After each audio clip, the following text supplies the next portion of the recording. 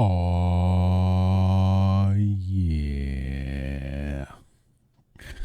What's up, y'all?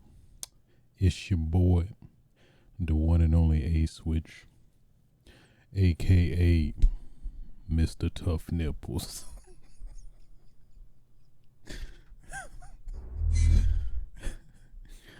AKA, is that a fruit roll up in your pocket, or are you just happy to see me?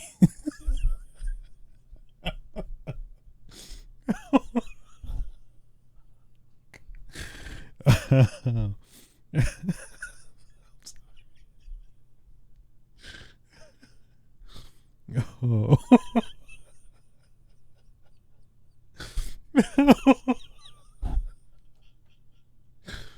Oh man.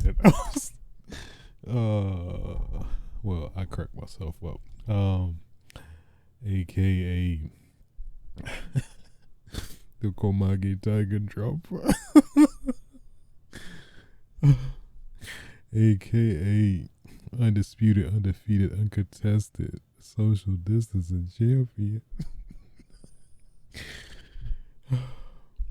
AKA the nigga lip master. Bringing you yet another episode of Switches Sites.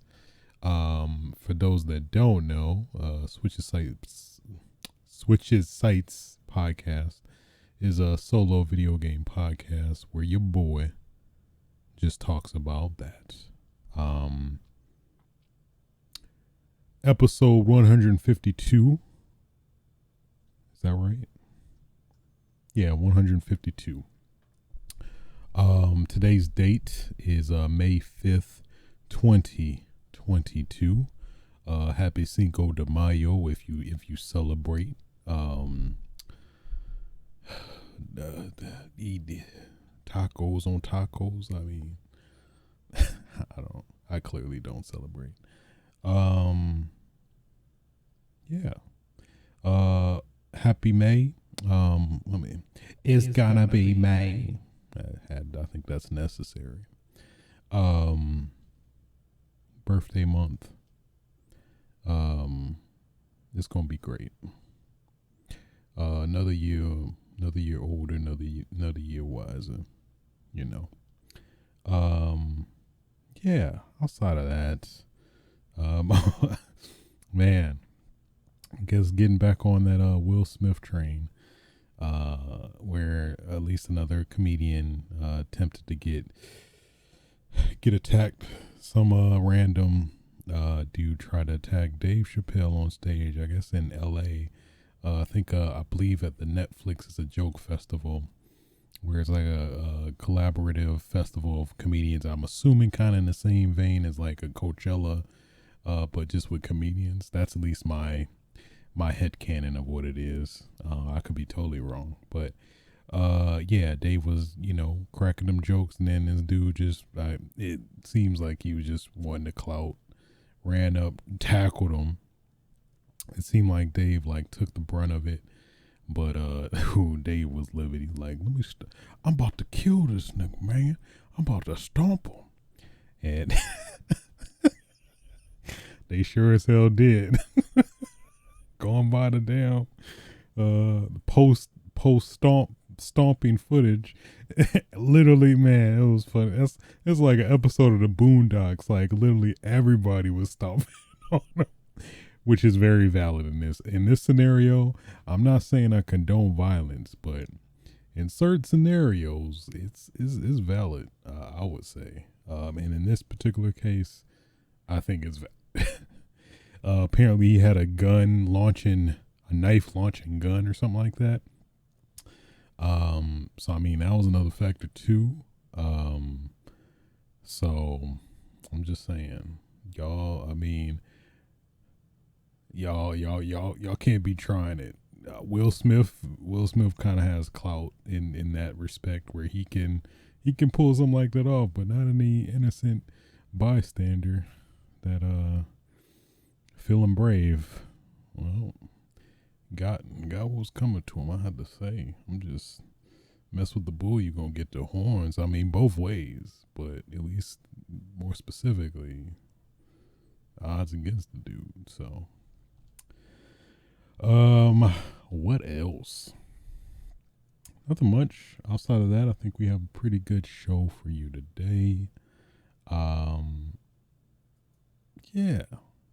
Without further ado, let's stop the dilly dallying and get right into it. First topic of discussion. Embracer Group, which is I don't recall this company. I guess it's kind of similar to like Tencent, which is like this big major Uber company that's been like gradually swiping dev companies up left and right. Apparently, I think they got a Gearbox developer or purchased Gearbox altogether. Who are the at least most notably known for Borderlands series. And yeah, now recently they actually acquired a fair amount of Square Enix IPs as well, at least specifically the Western divisions of Square Enix, which include Crystal Dynamics, which are the developers of, Avengers, the Avengers game. That I don't know. I'm not. I believe sales wise wasn't so hot. Reception I think was questionable as well. I think after some further patching and stuff, I think it's in somewhat decent shape, but still not. I don't think 100% there. Eidos Montreal, Square Enix Montreal, and at least with those dev companies, including IPs, freaking Tomb Raider, which, I mean, that's interesting. So Tomb Raider, Deus Ex, Thief, Legacy of Kain, and more than 50 back catalog games from Square Enix Holdings Company. All of this for 300 million apparently. 300 million on a cash and debt free basis to be paid in full at closing. Yeah, that's pretty crazy for, I think based off those IPs, I think they definitely should have sold it for much more, but I don't know. This tells me, at least from what at least all the knowledge that was provided, that Square was desperate to just get this sever all ties with these IPs. And I guess probably because one, maybe they didn't know what to do with them. Two, they just didn't feel like forking up the money to do with them. But then when you think about it, Square Enix has this complex where they think all their games should sell to this very unrealistic thresholds, which they almost never meet, and based in turn off that, they like write them off and downplay them because they didn't appease their very unrealistic sales projections and whatnot. So maybe this is good on that front. But 300 million, that seems pretty damn cheap for especially all those IPs, and considering the legacy of those IPs, especially Tomb Raider. I don't necessarily have a huge affinity with Tomb Raider. I've definitely had a history playing them in the past, but I definitely am fully aware of like the established legacy that game series has, and I think it's successfully translated with the reboots that came out. I guess technically the new trilogy that rebooted trilogy that's recently been out. Deus Ex, which I know has its fans as well. I'm not one of them, but I definitely gave the games a try, but they didn't really. I'm lying. I at least gave the latest one. What was the Deus Ex? What is it called? Let me look it up. It's the latest one that came out. I guess it's technically like a reboot. Deus Ex Mankind Divided. I think I played the one before that. Human Revolution. I think it was Human Revolution. Yeah, I believe it was Human Revolution, and then they came out with Mankind Divided after that. But then I lost Human Revolution. Didn't really do it for me, but I know it definitely has its fans. Legacy of Kain, which is definitely an iconic historical series as well, and 50 other back catalog games. So, on the other side, this might potentially be good because I think it definitely will encourage Bracer Group to embrace these like dormant back catalog games for people that have the nostalgia for a lot of these older games, making a comeback, and probably might give it the love that maybe Square Enix is at least not capable of, at least specifically Western titles. So very, very, very huge undercut. It felt like, considering the at least my perceived value of these IPs, it seemed like 3 million is very cheap. That feels like it's like a steal, especially considering the established IPs and potential if brought back, making that money back double time. So very, very curious what led them to do this. I think some rumors going around is that just supposedly it was Avengers by Crystal Dynamics, and like the amount of money they put into it versus the very very minimal return. I think partially factored in. I would guess that I think I wouldn't be surprised if that was a huge factor. Yeah, 300 million. That sounds, especially all these recent acquisitions as well. Like what, 7.5 billion or something like that for like what was it? I think the Bethesda, no, the Activision Blizzard acquisition. At least I'd say they should have at least sold all of these IPs for at least probably 2 billion. That's at least, I'd say is like, at least from my knowledge of these games and the history, I think that would have been a better price, but maybe they were desperate. I don't know. And one thing to specifically make aware is that this is specifically the Western divisions of Square Enix. So pretty much the Japanese division is unscathed, untouched. That still exists with Square Enix specifically. So Final Fantasy, Nier. Damn. I know there's more, but they're not coming to me. But at least those are the ones that come to mind. Final Fantasy, Nier, probably some other stuff. I think that in of itself covers a lot, to be honest, though. Final Fantasy has so many spin-offs and deviations.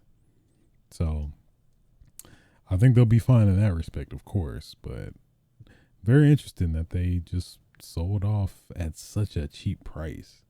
That indicates to me just a lot of disparity in just getting rid of these titles. Like, I don't want to deal with it or whatever. So very curious what happens to Avengers now, considering that was like at least how it's set up to be like a very consistent progressing ongoing game, if you will. So Tomb Raider, I mean, I assume all these are eventually gonna be brought back to life. Um, but very interesting. Luckily, I think the devs that were formerly with Eidos, that have the Hitman franchise, luckily they left early, so at least they own that IP. But luckily, this isn't within that because they split with them a while back. So interesting stuff, man. That is, yeah, $300 million comparison to the other various acquisitions. That definitely is like a steal, considering the return of value they'll potentially get with these games when they kind of come back. That's crazy. 300 million. As somebody who does not have anywhere close near at all to that money, but just in the scale of comparison from a company standpoint, yeah, that's Tomb Raider, 300 million. I think Tomb Raider specifically, that's even way more on its own than at least a lot of the included backlog, 50 back catalog games as well. So crazy stuff, man. What reality is it? I think I heard some speculation about something being NFT related, but I don't think that's really been verified as of yet. So I don't really want to entertain that necessarily, but at least word on the street is that it was something NFT related where I think maybe that potentially was part of it, but again, conjecture, not necessarily verified. But yeah, shame for Xbox to not swipe this. Probably if they had the opportunity, they would maybe. Crazy stuff. Crazy. This is crazy, man. It's surreal. Keeping the the unfortunate Square Enix train going. Chee chee. Uh, Yuji Naka, who was of course involved with I'd say the pretty established failure known as Balan Wonderworld. I'm curious. The timing is interesting. Oh no, I guess this was technically last week, but he came out the woodworks towards Square Enix specifically regarding the development process for Balan Wonderworld,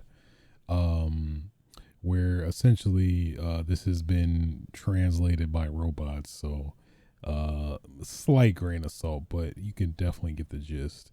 Since all of his tweets regarding this were of course, in Japanese, but at least from this translation, in my opinion, it is a real shame that we released the unfinished work Balan Wonderworld to the world.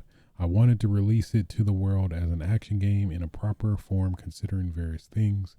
I think Square Enix and RZest are companies that do not care about games and game fans. Damn. That's just a quip, but it's probably a lot, maybe more details, of course, to it. But essentially, amongst that, he mentioned that he was apparently taken off the development process of Balan Wonderworld towards the end of its deadline, apparently. So that's a little weird. I mean, and especially considering that his name is toted with it and by it. That is that's kind of messed up. That's kind of almost on defamation levels, because like, how you gonna associate my name with this game that's been horribly received when I didn't even get a chance to even finish it or make sure it's what is my complete vision of it. So that's kind of messed up. And apparently, why he couldn't, of course, say anything, I guess, because he was under NDA legal stuff. So, um, that's kind of messed up. And I kind of feel bad because obviously, I think this game has definitely tarnished his reputation because he's associated with this game. But it's kind of, I would definitely be frustrated being associated with something that you don't have full control over, or didn't get the chance to fully see through to the end. But Square Enix was like, we don't give a fuck about you gonna release this. Is your name's on it? This is fine. Damn. But Yuji Naka's had history. Of course, he's most popularly associated with the Sonic games.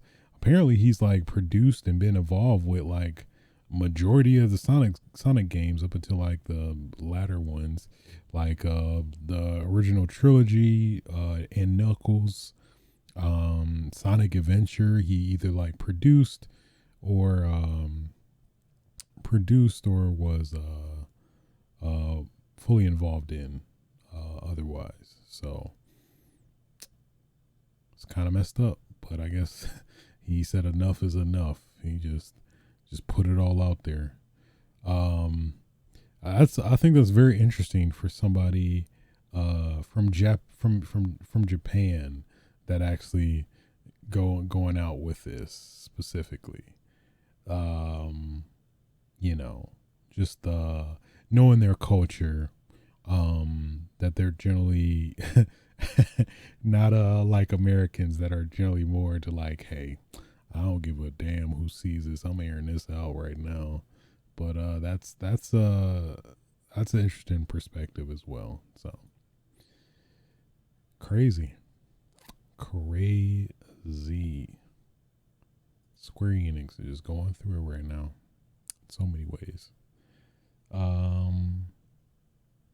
And with that being said, that concludes the news for this week. Let's get into what I've been playing, which has been Halo Infinite Season 2. Just dropped this past Tuesday. Man, let me tell you, disappointed is not even, pretty disappointed, I have to say, so far. I played like a good maybe 3 hours of the new season. So of course, new battle pass, new progression. Apparently there's a new mode, Last Spartan Standing, which is essentially like Rumble Pit or, free for all, but you have a limited lives, and it kind of feels like a mix of gun game from Call of Duty, which is basically you if you get a kill with the lowest tier gun, you gradually upgrade weapons or go through like a fair amount of weapons until you get harder weapons towards the end of the game. And so it definitely has that added flavor to it, but I don't know if it's just the map or whatever, but I just was not really feeling it. I feel like the map that your match made on was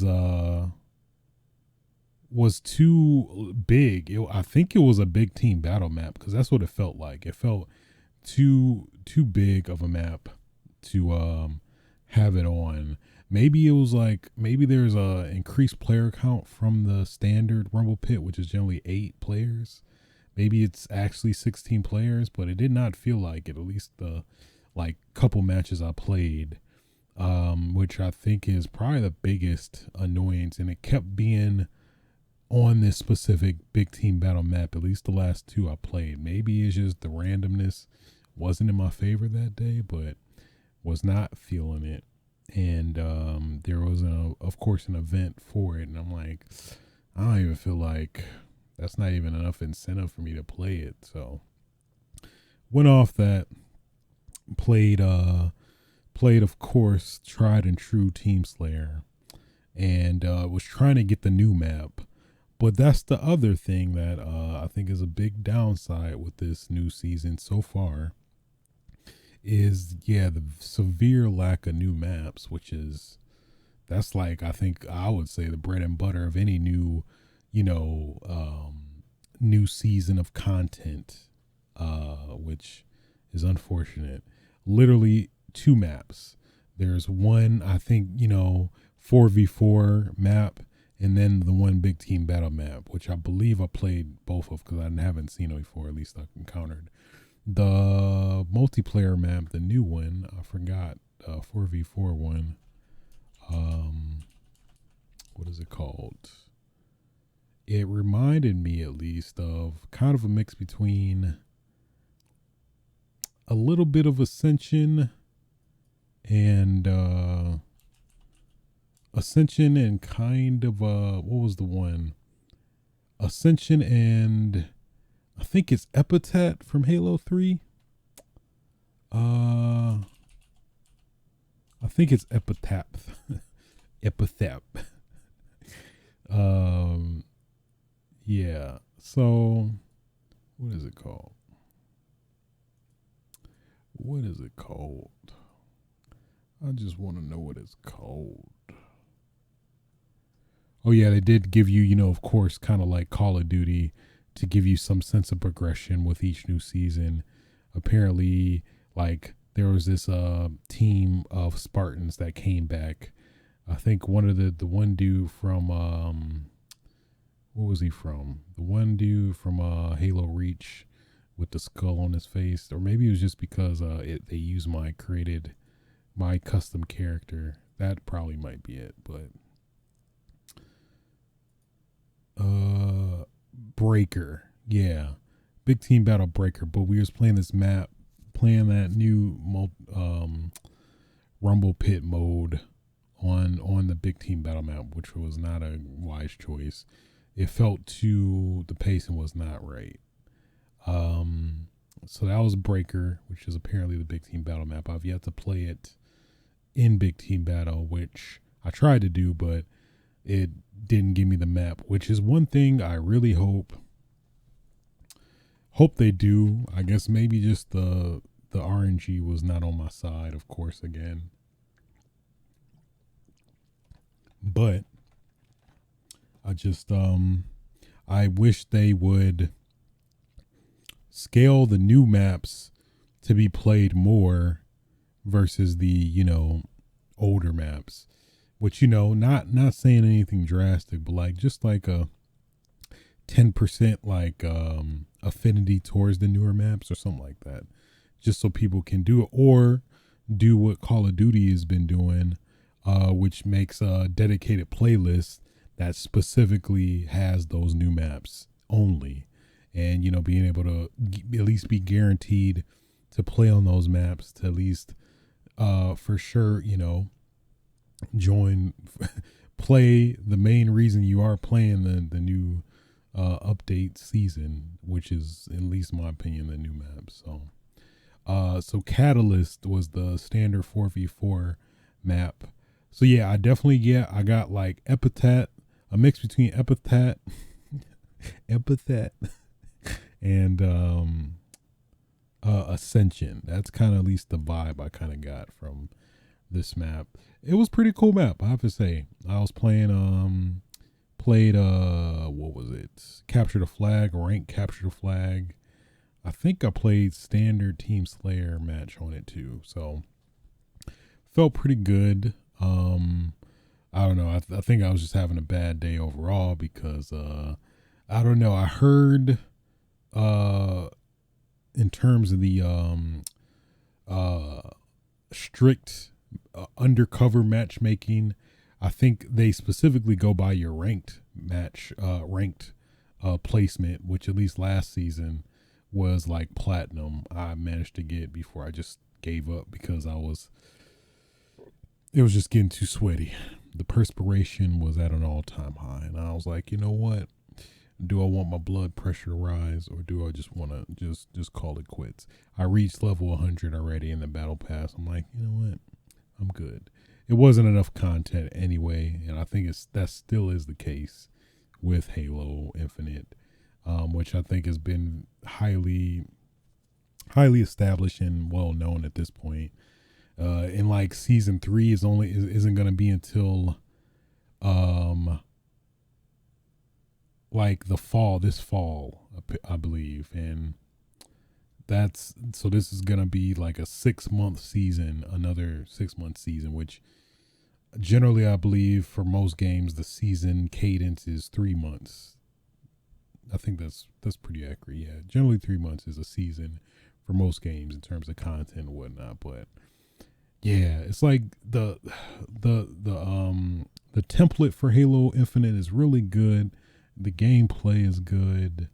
Just the mechanics are really good. The innovations and new additions that balance that line between not drastically changing what the Halo formula is, but doing it enough to make it feel different but familiar at the same time, which I feel like they have perfected, but that content is just not there yet, which I think it'll eventually get there.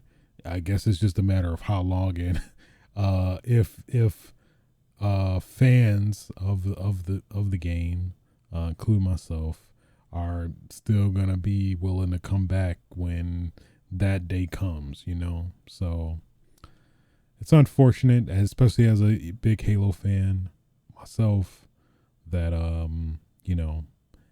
we're just getting this bare bones, little mini bite of content and nothing else really new outside of that. So here's the hoping.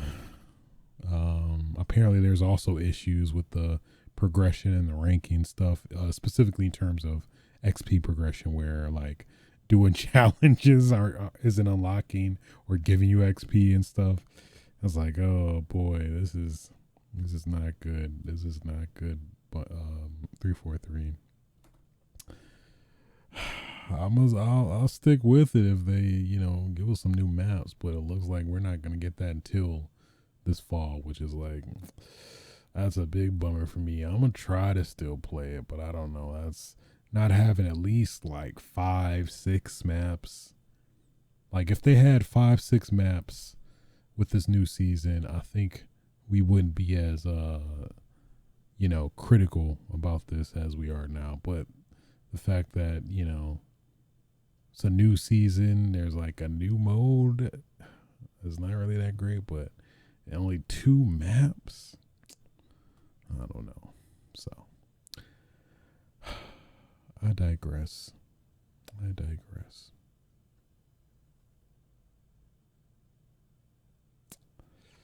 Hate to see it, really do. Moving on. Also played Stranger of Paradise, Final Fantasy Origin. About 10 hours in. I am really actually digging it. Yeah, it felt very Dark Soulsy, at least from what I saw and played the demo a while back, but now it does feel I'm really digging the combat. It actually is pretty interesting. It kind of has that what is it, Devil May Cry for like conditional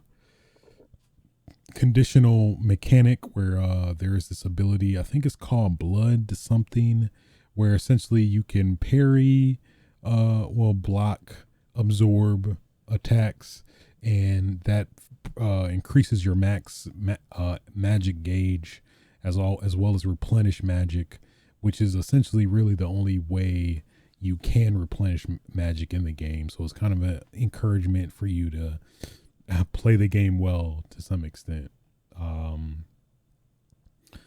They have this job system where it's kind of I hate to keep comparing it to Devil May Cry, but it's kind of like Devil May Cry in a sense where you could switch weapons on the fly, but it is more strict in terms of you have to do a special, I forgot what they call it. It's a special move that is basically your triangle attack, or I think by default the buttons are like Dark Souls like, where they're by default on the shoulder, R1 and R2. But I was not really feeling that. At least my muscle memory was making me hit the face buttons over the shoulder buttons for this. So I eventually went to that, even though it does support haptic triggers, adaptive triggers. But I feel like I just wasn't liking it as much as the face button. So I eventually went to the face buttons ultimately to play it. But yeah, so there's certain conditions where you have to specifically do a special move, and then you can cancel into your other job, which you can only have 2 jobs. But there's a huge variety of jobs where there's like a spear, samurai, pugilist, which is basically fighting with your fists, a big axe job, and then I think there's deviations from those jobs if you reach a threshold with certain levels in the specific jobs as well. So there is that factor too, which I think does keep it fresh, keep the gameplay fresh, which has definitely kept me invested. It definitely has huge Dark Souls vibes. You are restricted to a specific amount of healing items, like 5 healing items, which are essentially they call them potions, but they're essentially flasks, because you can only have 5. You can't like stock up or anything like that. You can only replenish your potions by going to, I forgot what they call them, a queue, but obviously a bonfire in Dark Souls terms. And when you rest at said bonfire, it does reset the spawns for all the enemies within the area. If you defeated them or whatever. So heavy Dark Souls vibes for sure. But I think they do enough to make it feel more actiony than Dark Souls, Elden Ring, whatever. So it does have that going for it. It is pretty difficult in terms of of course similar to Dark Souls, Elden Ring, but I don't know. It doesn't feel as fair, I guess. At least is my kind of impression. I feel is like Dark Souls. It felt like if I got hit, if I got killed, it was generally fair. I knew what I did wrong. I got greedy or whatever, but I don't know. I guess you could technically say the same about this game, but I don't know. It felt more unfair in a fair amount of ways. Like, I don't know. The enemy attack patterns, I don't know. Maybe it's a reaction time thing, I guess, too, but I can't. I don't know. Some of the attacks were just felt kind of cheap. Cheaper than like a Elden Ring, Dark Souls series game. They felt like they were more harder to predict and react to, I guess. At least from the various bosses and that I played. But yeah.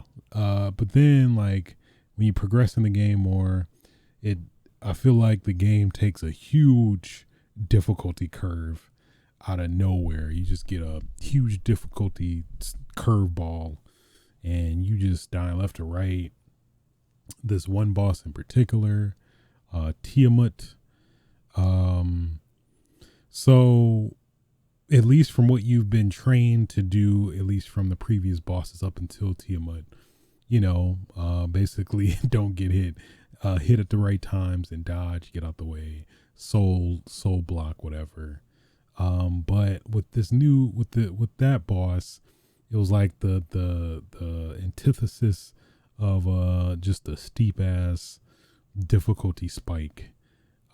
Where the nuance with this boss is that, you can hit it or whatever, and each boss has, and enemies as well, has a, I guess you would say, stun gauge. I forgot the actual in-game term for it, but essentially, health and then a stun gauge, and kind of like Metal Gear, where if you, take out the stun gauge or the health gauge, there you can go in for a kill or get into their second phase, which it seems like the theme for all these bosses is that they have a second phase that is, of course, harder.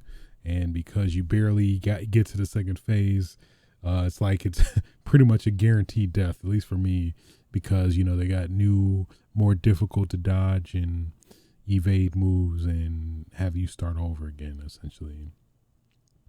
So, yeah, so with Tiamat, the weird trick with him is that you have to basically get his take out his stun gauge over his health, because if you get his health down to a specific threshold, he'll keep regenerating himself and push everybody back and automatically revive his health. So I'm like, this is like 50, I'd say damn near 30, 40 tries. And I'm like, what the like, damn, like, he kept regenerating. I'm like, I've been playing very methodically, very carefully, dodging the right stuff, learning his patterns, and then he keeps regenerating himself fully, even though like I'm whipping his ass. Like in any other scenario, I would have killed him, but the fact that he freaking regenerates health, it's like, come on, man. So at least after multiple troubleshooting, well, not necessarily troubleshooting, attempts to try to take him out, eventually I was like, okay, like, what is the trick here? I had to look it up, that you have to take out his stun gauge versus his health, over his health, pretty much, which you do that by doing the soul blocking and just the gradual attacks, as well as what's the move? I think Painbringer or Dawnbringer, where essentially, at least from what I noticed, I believe when you hit the person in this state, they drain more stamina, as well as you are able to, you get more stamina, essentially.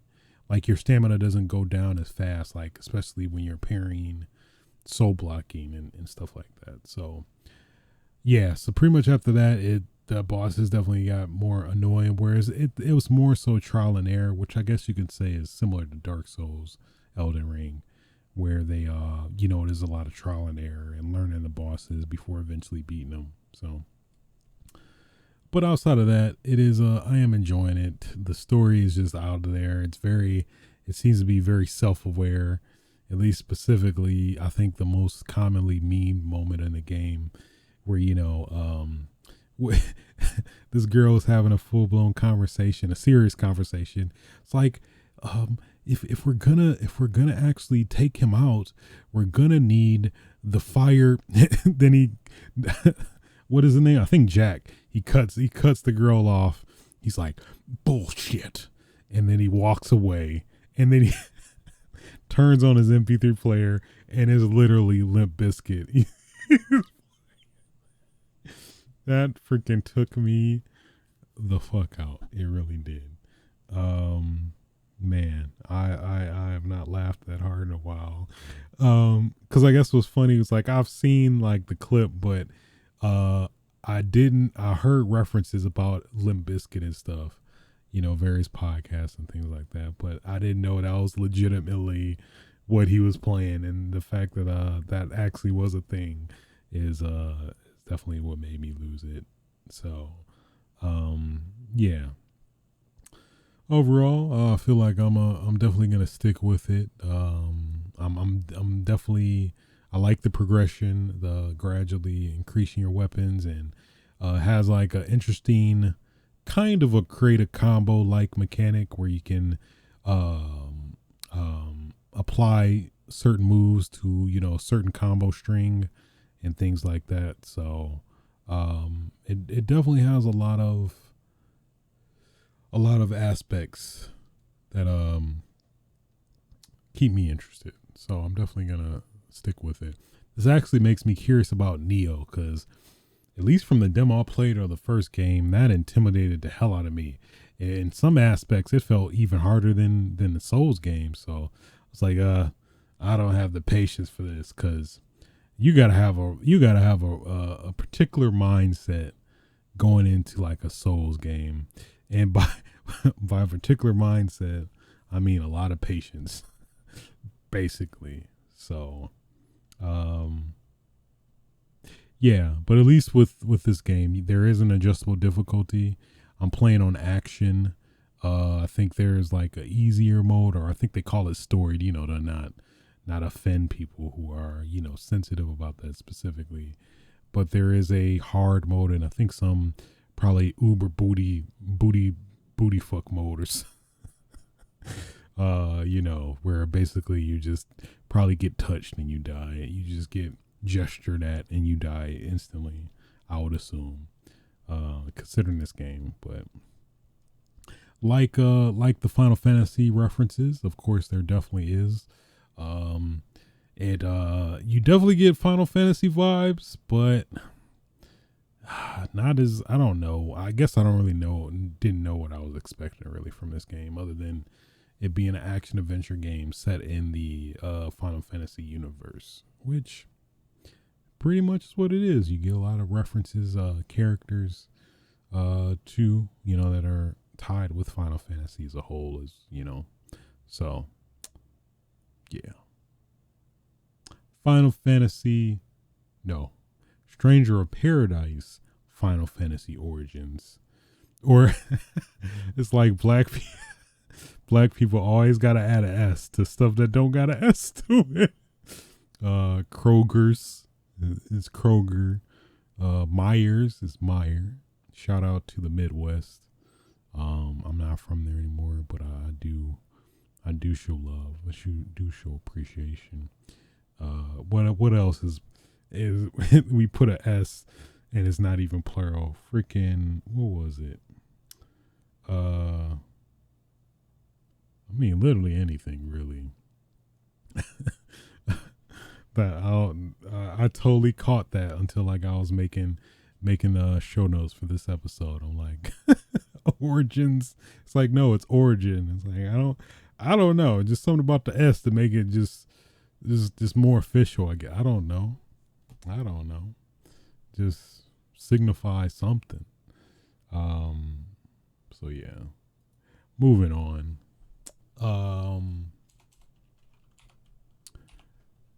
The moment, the time has come. I am officially an owner of a Valve Steam Deck. Thank you so much. It's been a long road. When did pre-orders? I think pre-orders went live was it like a year ago? Let me see. Time is just so weird to me as of late, man. Things I thought were earlier were way later. It's crazy. It's like I can't even. Time just doesn't feel like time anymore.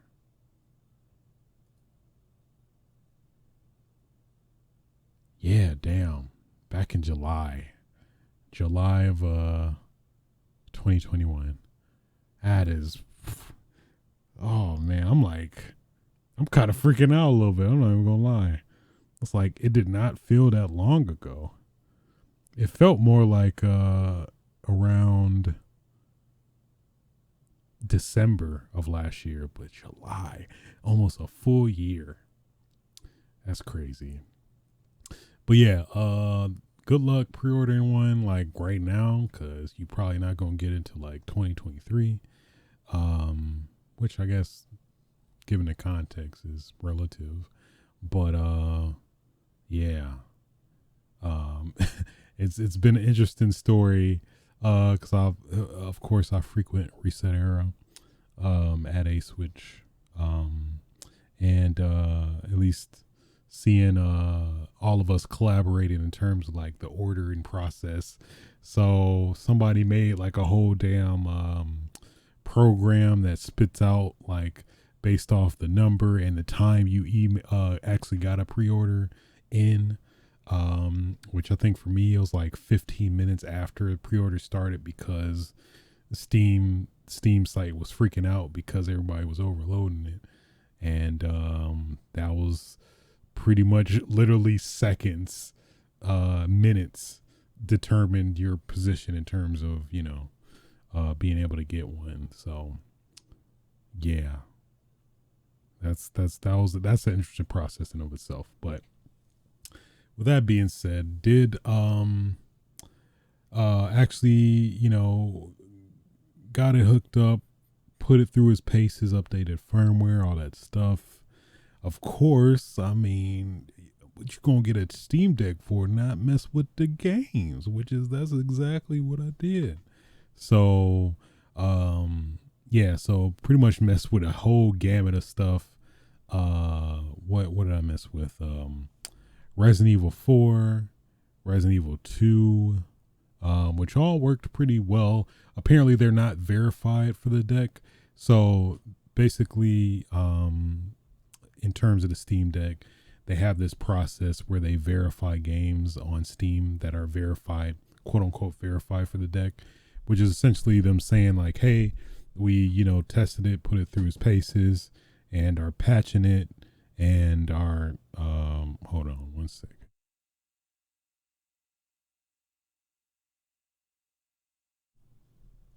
So, pretty much after that, essentially,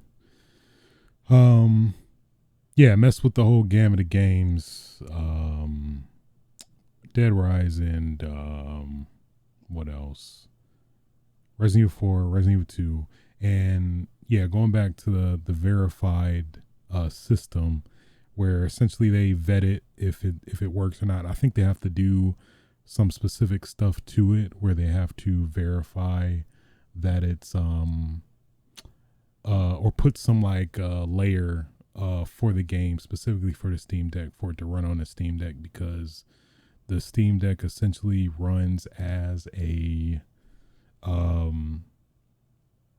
it runs as or the operating system for it is Linux based, which presents some challenges in terms of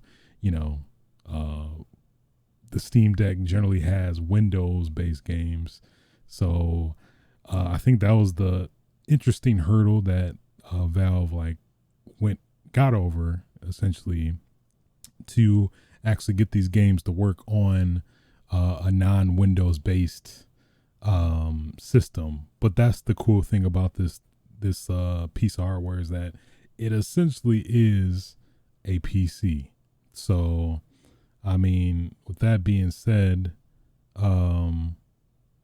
you the flexibility is endless, the customizability is endless. I mean, the power of a PC and all that you can do with it. So, yeah. So, I mean, with all that being in mind, you do just have that. I think that in of itself is appealing. But, of course, I mean, with the games I played, let's see, Resident Evil 4, Resident Evil 2, Dead Rising, of course, Elden Ring, what else? Bayonetta, Vanquish. I basically just booted it up. It played maybe 5-10 minutes, and I was moving to the next one. And man, it is impressive, I have to say. Just the compatibility and just the fidelity. But mind you, these games are playing at like 720p or 800 resolution. So I mean, even though it's not necessarily demanded in that respect, but the fact of the relativity of the size of the screen versus the performance is pretty substantial though. And like specifically, what I'm definitely curious to mess with after it's done, well, at least in more depth. I haven't really messed with it yet, but I definitely want to get into the emulation stuff and mess with that and really put it through his paces. But at least from what I've been seeing, it is a damn beast for emulating stuff, and that's probably one of the bigger appeals to me specifically, is just to have some dedicated portable emulation machine as well that can play games also is what I'm interested in specifically. So man, yeah, I have to say, very, very, very appealing, very interesting, pretty dope. I have to say, especially get some more tenure, verify more games for it. Hey, I mean, you can play at least majority of the Yakuza games on it. Zero, Kiwami 2. I don't think the remastered games are verified yet, and I think 6. So that's my dream. I could play I could play Yakuza on the go. That's all I ever wanted. That's that what the Nintendo Switch couldn't do, the Steam Deck will. That's pretty accurate though when you think about it. But that's funny too, because you can apparently emulate like the Switch on the Steam Deck also, which that is hilarious as well to me. But I mean, it's literally a PC that you could do a lot of stuff with, and man, it is very impressive, I have to say. It really is. I think it definitely lives up that hype, and especially with a lot more love and care, which is, it feels very apparent what Valve is doing. I think it's definitely gonna be pretty damn. It's gonna be a threat, that's for sure. It's gonna be a threat. So definitely can't wait to play with it more, tinker specifically with emulation. PCSX2, Xbox apparently does really well. Apparently it does N64, which I always feel has always been a difficult system to emulate. Dreamcast apparently. So man, gonna be pretty fun, I have to say. Especially it's gonna be my first foray really in the Linux operating system. Mess with Mac here and there. Of course, obviously Windows is my primary platform, but it's going to be interesting to play with the Linux side of things, and you can dock it. So I plan to dock it, do some intense editing and tinkering and dabbling with emulators and things like that. So Steam Deck is Steam Decking, man. I have to say, I'm very very, very, very, very satisfied with my purchase so far, I have to say. Good job, Valve. Good job. They doing it. Really doing it. Okay. Well, enough gushing on the Steam Deck. Get into what I've been watching.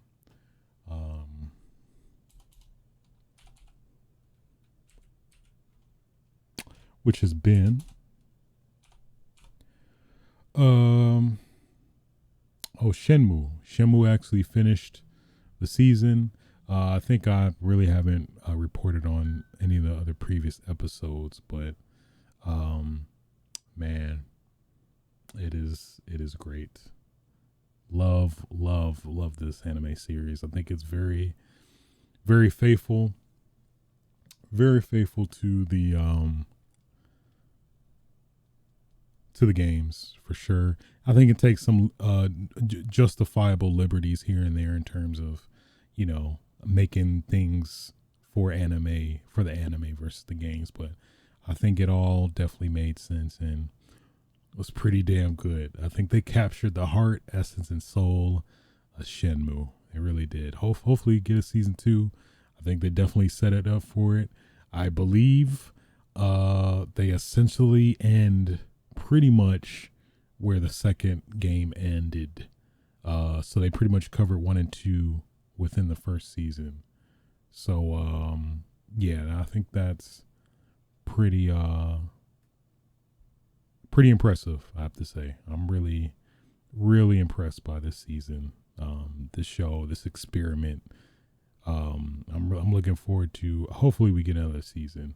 I'm curious, maybe potentially if, I don't know, if the game, if Yu Suzuki doesn't get his dream for Shenmue 4, even though I don't know. I'm still, I haven't, mind you, I have yet to play Shenmue 3, but apparently it's just, for what I heard, it's kind of like a cop out. Well, obviously, since there's apparently supposed to be a fourth one, it's like, couldn't you have just concluded it with 3, because it's like your one-time chance to, just conclude everything, but apparently they didn't. I don't know obviously I don't know the context or whatever, but that's that's a little disheartening in of itself. But who knows? Maybe they continue to anime, go over the events of 3, and then maybe probably do the events of 4, if we don't get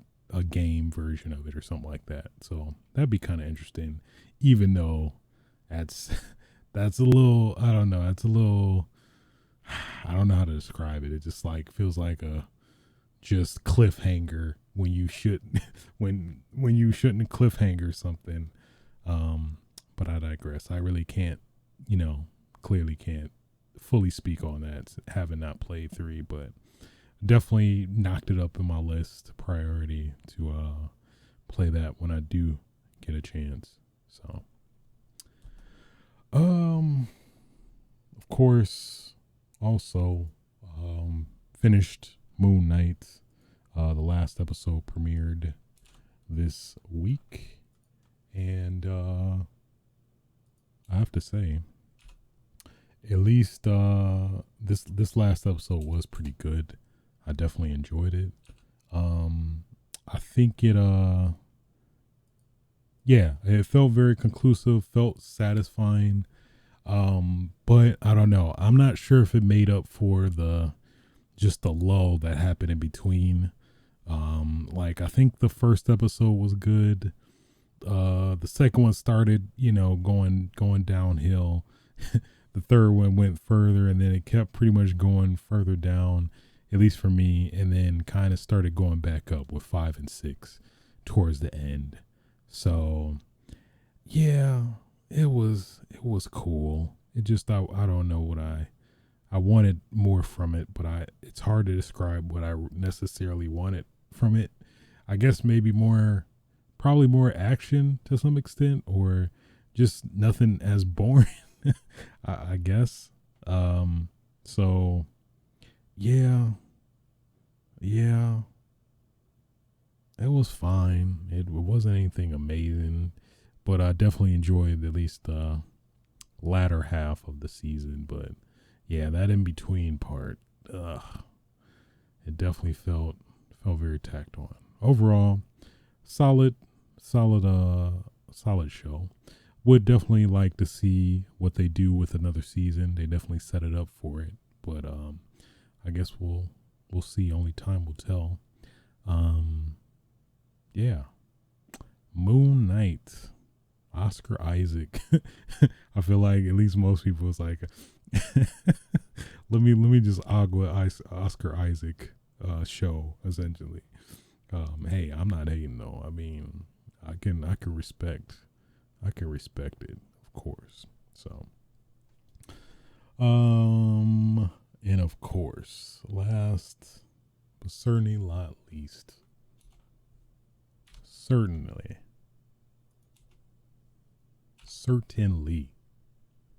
not least, Doctor Strange and the Multiverse of Madness recently came back from seeing that earlier, and man, pretty good, I have to say. I thoroughly enjoyed it. It was a very, how do I describe it? Without spoiling, I'm not gonna spoil anything, but it definitely took a very interesting change direction for very interesting change for a Marvel film, I have to say. Damn near Marvel IP, really. Yeah, it was a very interesting direction for this movie, which I appreciated. I enjoyed thoroughly. Um, one thing to note, I have to say, um, yeah, this is one of the most recent movies that come to mind that I like. I literally had to look up the I literally looked up the rating for the movie. I'm like, it was a fair amount of moments in the movie, I have to say. I guess more towards this one particular moment, but I'm like, damn, is this rated R? Is this rated R, baby? But it apparently is really coasting that line of PG-13 hard as hell, which I'm totally down for. I'm liking a more violent Marvel. We've not really seen that much. I guess really the closest we've kind of seen that was the Falcon and the Winter Soldier, a couple episodes in there. But I'm digging it. I am digging violent Marvel. It took me off guard. I think so used to Marvel being very, very Disney Channel esque in terms of well, that's funny because they are owned by Disney, but I totally didn't even make that connection intentionally. But yeah, they're very very tame, but I was like, damn, oh is this is PG-13? Is it really? All right, okay, I guess it is. But that does lead me to a thing where I hope we get like some R-rated, I don't know, some R-rated cut or clips or whatever. That'd be kind of cool. I would love to see like some maybe DVD, Blu-ray 4K, like R-rated cut of this, because I feel like they definitely explored it to some extent, and then of course maybe we got to dial it back a little bit or whatever. So I think that would be pretty dope. That'd be pretty cool. Just have some R-rated cut. That will sell like hotcakes, I think. So yeah, overall though, man, very good movie. Definitely better than of course, definitely better than the first Strange, I think. Yeah, at least initially, definitely would see it again. I definitely would see it again. Man, yeah, don't don't fuck with Wanda, man. Don't try it, cause she there's no wrath like a what is the saying? There's no wrath like a mother's scorn or something like that. Man, it was felt. It was felt immensely. It was felt immensely. Without spoiling anything, it was felt immensely. Man, Elizabeth Olsen, she did her thing though. She killed it. She definitely did. She was definitely the star of this movie, I'd say, for sure. Stole the show, stole the whole movie, I'd say. Man, pretty damn good, I have to say. Yeah, just reflecting on a lot of stuff that I can't say, but yeah, it was pretty good. Thoroughly enjoyed it. Don't mess with Wanda. That's just the moral of this movie, I'd say. Don't mess with her. Don't do it. Don't do it. When you went our way, like, oh, this way, miss. Don't do that. Don't do anything else. Just accept it, Yeah. Marvel keep marveling, man. I mean, I guess Moonknight wasn't as great, but at least movie wise, they streaking, I think. So yeah. Sam Raimi. They need to bring him back. Hopefully do just keep him in it. Do something. I would love it. Yeah. So I think with that being said, think that essentially concludes this episode of Switches Sites. If you did like the show, feel free to like, rate, and subscribe on your favorite podcasting platforms. Be sure to give a 5-star if that exists. I'm so out of touch with like the user interface side of things. I don't know, but like anything positive or negative, I mean, you could be honest, is greatly appreciated. What else? I don't know. Outside of that, I mean, yeah. Oh yeah. I record the podcast live on Twitch TV/aswitch Thursday evenings. You can also catch something. You can also catch me on youtube.com/aswitch, the archives of the podcast as well. Until next time, y'all, feel free to fuck. Get your damn game on. Aw, yeah.